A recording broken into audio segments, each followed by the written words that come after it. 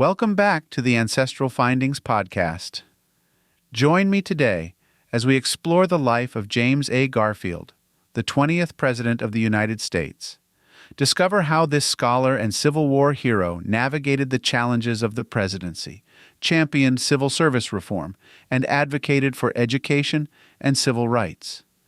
Let's delve into the life and legacy of a leader whose intellectual prowess and moral integrity left an indelible mark on American history.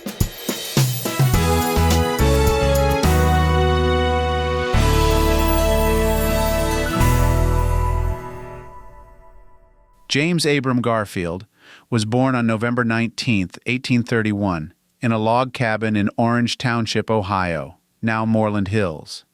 He was the youngest of 5 children born to Abram Garfield, a farmer and canal worker, and Eliza Ballou Garfield. His father died when James was only 18 months old, leaving his mother to raise the family in poverty. Eliza Garfield was a strong and determined woman who instilled in her children the values of hard work and education. Despite their financial struggles, she ensured that James received an education. Garfield worked various jobs, including as a carpenter and canal driver, to support himself and pay for his schooling. Garfield's thirst for knowledge led him to attend several schools, eventually enrolling at the Western Reserve Eclectic Institute, now Hiram College, in Ohio. He later attended Williams College in Massachusetts, where he graduated with honors in 1856. After completing his education, Garfield returned to the Eclectic Institute as a teacher and later became its principal. In 1858, Garfield married Lucretia Rudolph, a former student and daughter of a prosperous farmer. The couple had 7 children: Eliza, Harry, James, Mary, Irvin, Abram, and Edward. Lucretia, known as Crete, was a supportive partner and played a significant role in Garfield's personal and professional life. Garfield's interest in politics grew alongside his career in education. He studied law and was admitted to the bar in 1861. That same year, he was elected to the Ohio State Senate as a member of the Republican Party. His political career was soon interrupted by the outbreak of the Civil War.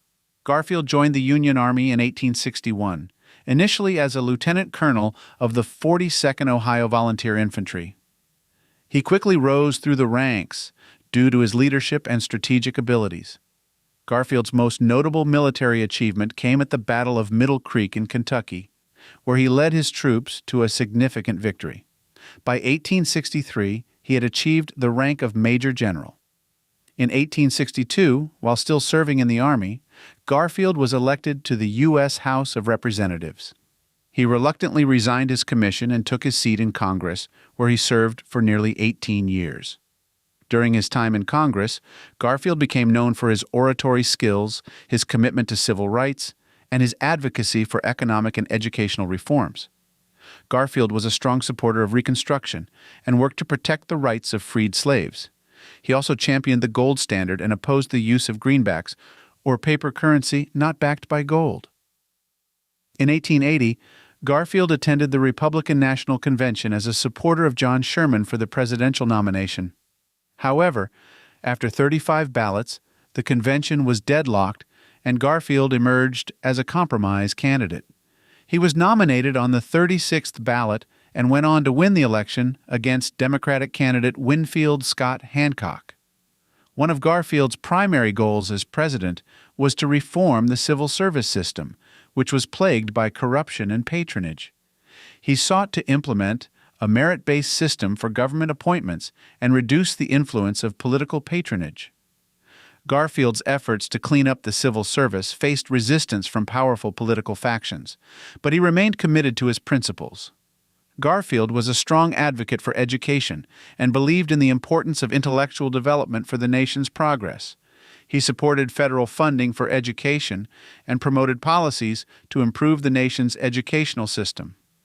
Additionally, Garfield favored sound money policies and sought to reduce the national debt. Garfield's short time in office saw limited foreign policy initiatives, but he did express interest in expanding American influence and trade.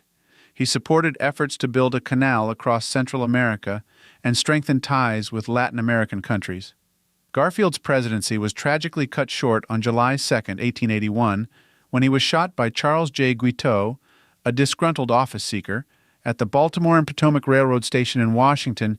D.C. Garfield survived the initial attack, but suffered from infections and complications due to inadequate medical treatment. He endured a painful and prolonged illness before succumbing to his injuries on September 19, 1881, just 6 months into his term. Garfield was known for his intellectual curiosity, integrity, and dedication to public service. He was a devout Christian and a member of the Disciples of Christ, a denomination that emphasized education and social justice. His commitment to learning and moral principles shaped his approach to leadership and governance. Garfield's marriage to Lucretia was characterized by mutual respect and partnership. Lucretia played an active role in his political career, providing support and counsel. Despite the challenges they faced, including the tragic loss of their children, the couple maintained a strong and loving relationship. James A. Garfield's presidency, though brief, left a lasting impact on the nation. His efforts to reform the civil service laid the groundwork for future reforms, including the Pendleton Civil Service Reform Act of 1883. Garfield's commitment to education and civil rights reflected his belief in the importance of intellectual and social progress. Garfield's tragic assassination highlighted the need for better security and medical care for public officials. His death also underscored the dangers of political patronage and the need for a more merit-based civil service system. Garfield was one of the most intellectually accomplished presidents, having excelled in academia and public speaking. He was a skilled orator and debater known for his eloquence and ability to articulate complex ideas. His speeches and writings continue to be studied for their rhetorical and intellectual merit. Throughout his political career, Garfield was a staunch advocate for civil rights and equality. He supported Reconstruction policies and worked to protect the rights of freed slaves. His commitment to civil rights was evident in his congressional speeches and his efforts to promote social justice. James A. Garfield's life and presidency represent a story of resilience, intellect, and dedication to public service. From his humble beginnings in Ohio to his rise as a scholar, military leader, and president, Garfield's journey is a testament to the power of education and moral conviction. While his presidency was tragically cut short, Garfield's efforts to reform the civil service and promote education and civil rights left a lasting legacy. His story serves as an enduring reminder of the importance of integrity, intellectual curiosity, and a commitment to the common good. Want to learn more? Here are some recommended books on James A. Garfield: Destiny of the Republic, A Tale of Madness, Medicine, and the Murder of a President by Candice Millard. This gripping account by Candice Millard explores Garfield's life, his assassination, and the medical malpractice that contributed to his death. Garfield, a biography by Allan Peskin. Allan Peskin's comprehensive biography provides an in-depth look at Garfield's life, political career, and presidency. The Garfield Conspiracy by Owen Dwyer. This book delves into the political intrigue surrounding Garfield's assassination and its impact on American politics. James A. Garfield by Ira Rutkow. Part of the American Presidents series, this concise biography by Ira Rutkow offers an accessible overview of Garfield's life and presidency. The Unexpected President, The Life and Times of Chester A. Arthur by Scott S. Greenberger. While primarily about Garfield's successor, Chester A. Arthur, this book provides valuable context about Garfield's presidency and the political environment of the time.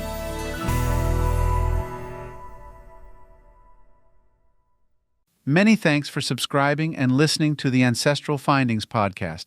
Your ongoing engagement is deeply appreciated. For additional resources, visit ancestralfindings.com. There you can grab a free genealogy ebook, request a free genealogy lookup, and even participate in our weekly historical postcard giveaway. From me, Will Moneymaker, and all of us at Ancestral Findings, thank you for being an integral part of our family history community since 1995. Happy searching.